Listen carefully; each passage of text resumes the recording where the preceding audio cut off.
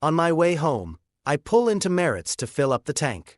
There a bunch of kids messing around on the side of the building by the woods.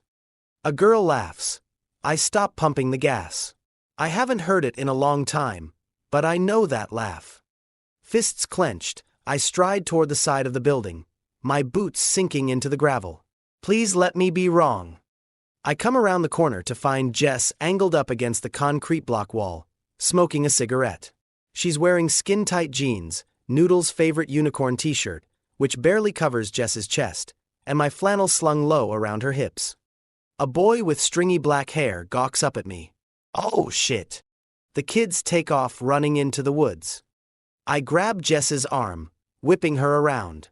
Don't even think about it. I'm not sure if she's on something or what, but she's staring off behind me all dreamlike. I turn to see Lee Wiggins standing at the edge of the woods, smiling at me with his split lip. It's like he's daring me to come after him. I wonder if my dad told him all that crazy stuff about the seed and the calf when he was out there buying meth. Whatever his deal is, I'm not taking the bait. I drag Jess back to the truck and buckle her in. What the hell are you doing out here? She doesn't even fight. It's like she's amused by the whole thing. You lied to me, I yell, pulling the truck back on the road. You told me you weren't hanging around the Wiggins kid. I never told you that. You just don't listen. Lee's nice to me. He listens. He knows things. Oh yeah, like what? How to be a goddamn loser. Things. The way she says it, the way she's smiling, makes me want to crawl out of my skin. The thought of that sick kid laying a finger on my sister makes me want to turn back and pummel him to death with my bare fists. But I can't lose control again. I tighten my grip on the steering wheel. So what? You're skipping school now. At least I came home last night. I glance over at her and wish I hadn't. That sly smile curling the corner of her smudged red mouth. I clench my jaw. It's not what you think. Don't worry, Mom covered for you, said you must have left early to get supplies. You're still perfect in Noodle's eyes. I drive past the last turn to head back into town, and Jess fidgets in her seat. You're not taking me back to school? I don't answer. I'm so pissed I can hardly stand to be in the same car with her. Clay, what are you going to do? The question is, what are you going to do? I can't believe I just used the same line Mr. Neely used on me. She groans. Are you going to rat me out or not? I'll tell you what, if you wash all that crap off your face, put on some normal clothes, and do something nice for Mom, I'll tell her you came home sick. That's blackmail. She huffs, staring out the window. We all make sacrifices. That's life, I say as I turn into our drive. I can't believe you're hanging around at Merritt's, and in Noodle's shirt. Is that what's really bothering you? She snaps. Here, take it. She yanks it off and throws it in my lap. She's just sitting there in a black sports bra. I shield my eyes. What the hell's going on with you? She pulls on the flannel wrapped around her waist and pushes her boot against the dash, holding her head in her hand.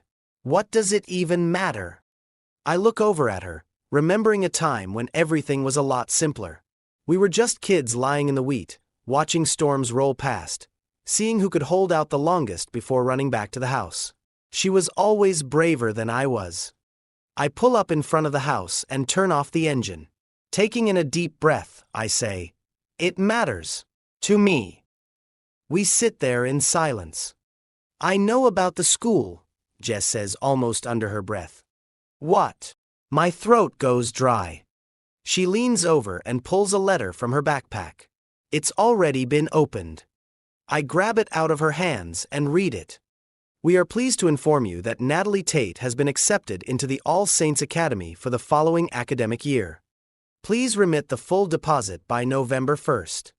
She's in. I exhale, my shoulders dropping a good 2 inches. Noodle got in. I look over at Jess to find her glaring at me. I fold the letter and put it in my back pocket. How long have you had this?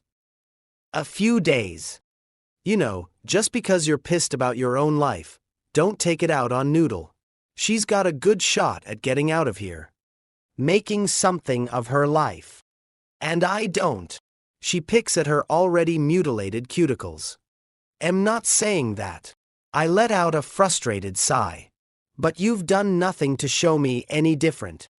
Jess opens the door and gets out, black tears streaming down her face. I shouldn't have to show you.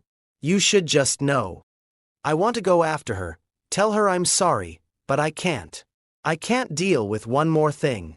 I stare out at the wheat waving in the wind. All that matters is the harvest. I see it so clearly now.